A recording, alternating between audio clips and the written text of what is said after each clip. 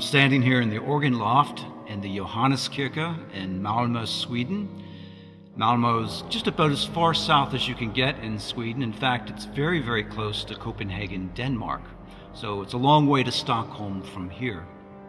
Johannes Church was built in 1907 and is very much built in the Art Deco style. And if you look around the church, there's this beautiful earthen floral pattern, rose petals and whatnot, and plants, and it's really a quintessential example of liturgical architecture in this type of setting. The organ here was built originally at the same time by the Swedish firm of Åkerman Lund. It had 27 registers. Although the original organ was still in good condition 50 years after its installation, it was decided, and of course we all know the tastes change from time to time, the church decided to go into another direction and installed a second organ in place of the original instrument installed by the Dutch firm of Flentrop. And this instrument served the parish for several decades. Two problems, though, were with the Flentrop organ. So I'm told that there were winding issues with the instrument. And number two, perhaps even more importantly, from an aesthetic and artistic point of view, the instrument really didn't fit the settings, this Art Deco kind of late romantic feel, and also probably had some limitations, I would think, within the choral and organ concerts and within the liturgical music. So it was decided at the turn of this new century to go back to the beginning, and since we've had kind of a musical circle here, the parish decided to go back to the original builders, Åkerman Lund, and start over again. So what happened, I think, was a really wonderful back to the basics within the Swedish romantic sound. And so what they did was, by the time of 2008, constructed an entirely new organ. And this is the genius of it, I think. They not only constructed new pipes and had new pipe work, but they went around in various other locations in Sweden and tried to find pipe work from old organs from the same firm. So you have lots of pipes from roughly the years 1880 to about 1930, which really fit harmoniously within the structure of this new instrument. So you really have an authentic Swedish romantic organ. In fact, for my money, the quintessential Swedish romantic instrument here, the Johannes Church. And the instrument really has all of the warmth and the northern mysticism, you might say, of the traditional organs of the late Romantic period.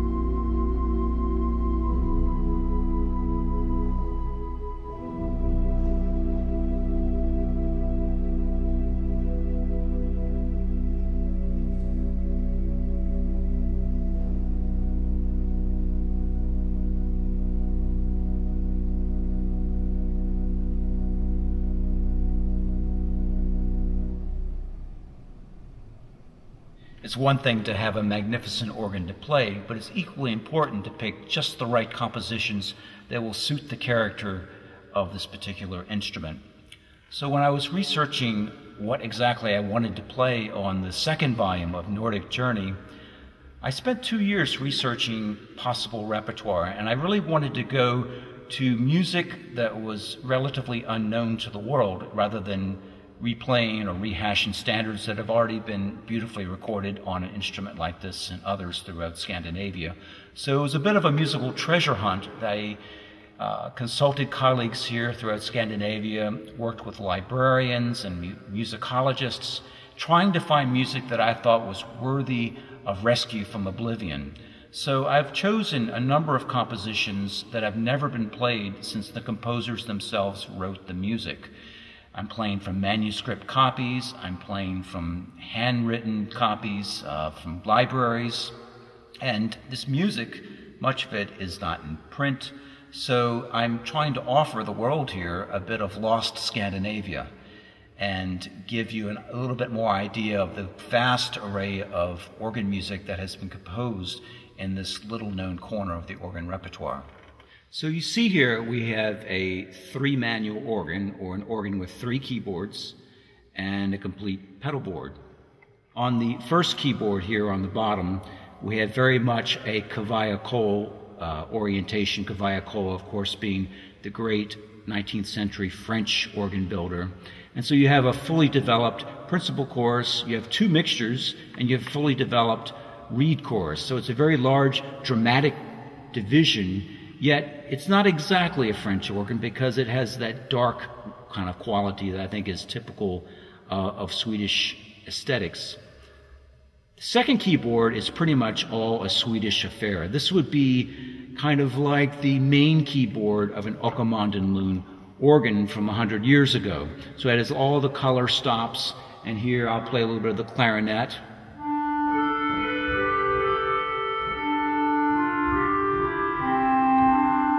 So that very dark, rich, sonorous quality is very much on the second keyboard with reeds, solo reeds, and other color stops, strings, mutations. On the third keyboard, again, we have very much a French orientation with the setup of the particular stops, but again, we have some delights like this particular one.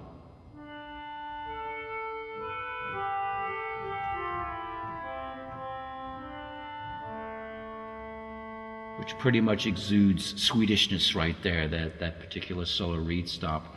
And you put it all together and you have a very, very warm and exciting sound. I mentioned the first division here. Here's the reed chorus.